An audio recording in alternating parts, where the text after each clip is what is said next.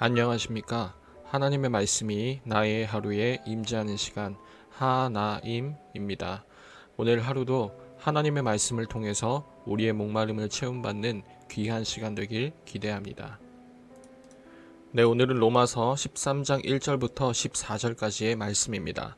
오늘은 중등부 도현이가 읽어줄 텐데요. 우리도 함께 성경을 펴서 천천히 따라 읽도록 하겠습니다. 각 사람은 위에 있는 권세들에게 복종하라. 권세는 하나님으로부터 나지 않음이 없나니 모든 권세는 다 하나님께서 정하신 바라. 그러므로 권세를 거스르는 자는 하나님의 명을 거스름이니 거스르는 자들은 심판을 자취하리라. 다스리는 자들은 선한 일에 대하여 두려움이 되지 않고 악한 일에 대하여 되나니 내가 권세를 두려워하지 아니하려느냐. 선을 행하라. 그리하면 그에게 칭찬을 받으리라. 그는 하나님의 사역자가 되어 내게 선을 베푸는 자니라. 그러나 내가 악을 행하거든 두려워하라. 그가 공연히 칼을 가지지 아니하였으니 곧 하나님의 사역자가 되어 악을 행하는 자에게 진노하심을 따라 보응하는 자니라. 그러므로 복종하지 아니할 수 없으니 진돈 때문에 할 것이 아니라 양심을 따라 할 것이라. 너희가 조세를 바치는 것도 이로 말미암음이라. 그들이 하나님의 일꾼이 되어 바로 이 일에 항상 힘쓰느니라. 모든 자에게 줄 것을 주되 조세를 받을 자에게 조세를 바치고 관세를 받을 자에게 관세를 바치고 두려워할 자를 두려워하며 존경할 자를 존경하라. 피차 사랑의 빛 외에는 아무에게든지 빚도 지지 말라. 남을 사랑하는 자는 율법을 다 이루었느니라. 간음하지 말라, 살인하지 말라, 도둑질하지 말라, 탐내지 말라 한 것과 그 외에 다른 계명이 있을지라도 내 이웃을 내 자신과 같이 사랑하라 하신 그 말씀이 가운데 다 들었느니라. 사랑은 이웃에게 악을 행하지 아니하나니 그러므로 사랑은 율법의 완성이니라. 또한 너희가 이 시기를 알거니와 자다가 깰 때가 벌써 되었으니 이는 이제 우리의 구원이 처음 믿을 때보다 가까웠음이라. 밤이 빛고 낮이 가까웠으니 그러므로 우리가 어둠의 일을 벗고 빛의 갑옷을 입자. 낮에와 같이 단정히 행하고 방탕하거나 술 취하지 말며 음란하거나 호색하지 말며 다투거나 시기하지 말고 오직 주 예수 그리스도로 옷 입고 정욕을 위하여 육신의 일을 도모하지 말라. 여러분, 우리가 어제 12장 말씀을 통해서 교회 안에서도 그리고 교회 밖에서도 하나님의 자비와 긍휼을 생각함으로써 또 참된 예배자의 삶을 살아감으로써 선으로 악을 이기는 그 삶을 살라는 사도 바울의 요청을 들어왔었습니다. 오늘 13장도 그런 연결점을 감안하고 우리가 살필 수 있었으면 좋겠는데요. 왜냐하면 그런 연결점을 고려하지 않은 채 오늘 13장을 접해보면 약간 당황스러울 수 있기 때문입니다. 실제로 그래서 많은 학자들도 이 로마서 13장을 나중에 추가로 삽입된 그 추가 내용 정도로 보는 경우도 많이 있기 때문이죠. 그런 면에서 오늘 13장을 접근할 때 우리는 여태 로마서를 살펴왔던 그 과정처럼 그 전의 내용을 하나하나 차곡차곡 쌓아가면서 그 연결점을 고려한 채로 오늘 13장도 읽어내었으면 좋겠습니다.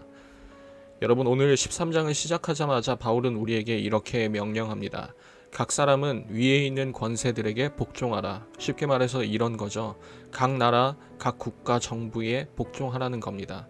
그러면서 2절에서는 이렇게 덧붙입니다. 그러므로 권세를 거스르는 자는 하나님의 명을 거스름이니 거스르는 자들은 심판을 자취하리라. 이게 무슨 말이죠? 하나님께서 국가에 그 권세를 부여하신 거니까 국가에 절대 복종하라는 말처럼 우리에겐 들릴 수밖에 없습니다. 그런데 우리는 바울의 이런 갑작스러운 명령에 조금 당황스러울 수밖에 없어요. 당시 로마를 한번 생각해 보세요. 로마라는 국가는 교회에 대해서 잘 해봐야 우호적이지 않은 정도이고 어떨 때는 적대적이라고도 할 수 있는 그런 통치 기구였습니다. 그 때문에 교회가 수많은 박해를 받기도 하고 수많은 사람들이 또 순교당하기도 했었죠.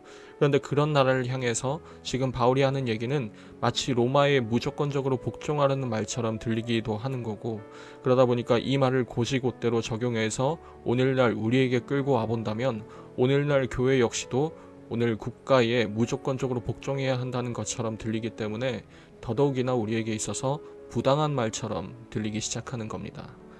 여러분, 한번 생각해 봅시다.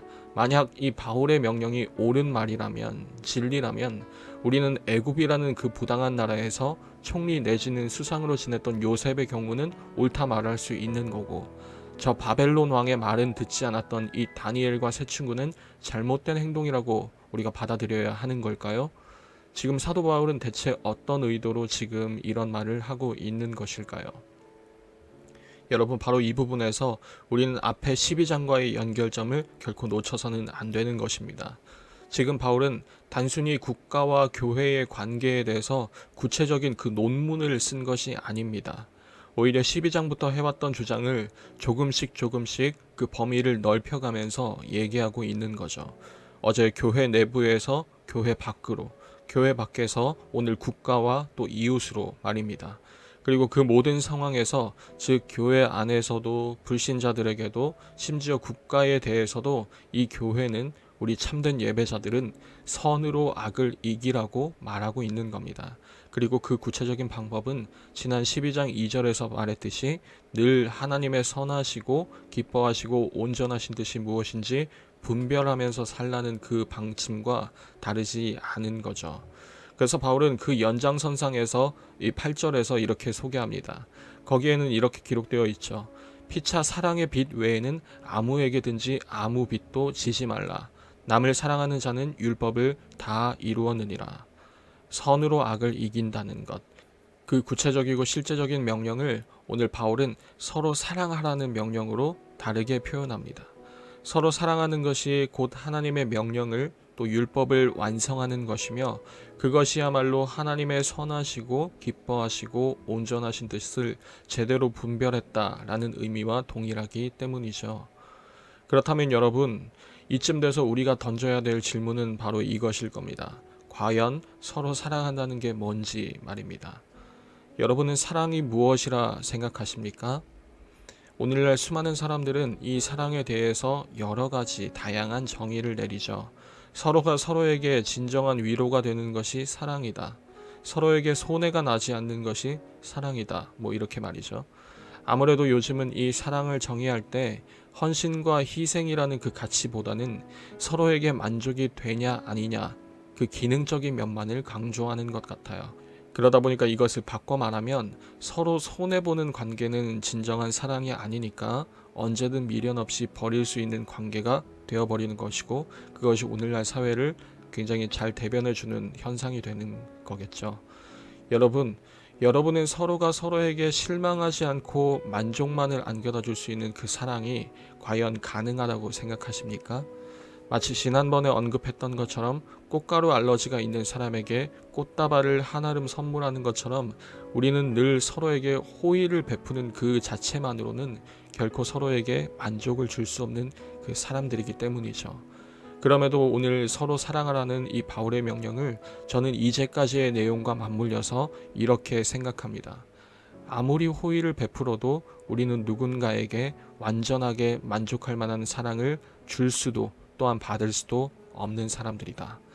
우리 스스로에게도 또 우리 이웃들에게도 궁극적으로 필요한 것이 무엇인지 그 누구도 우리는 모르기 때문이다. 그렇다면 그 필요를 다 아시는 분은 과연 누구인가?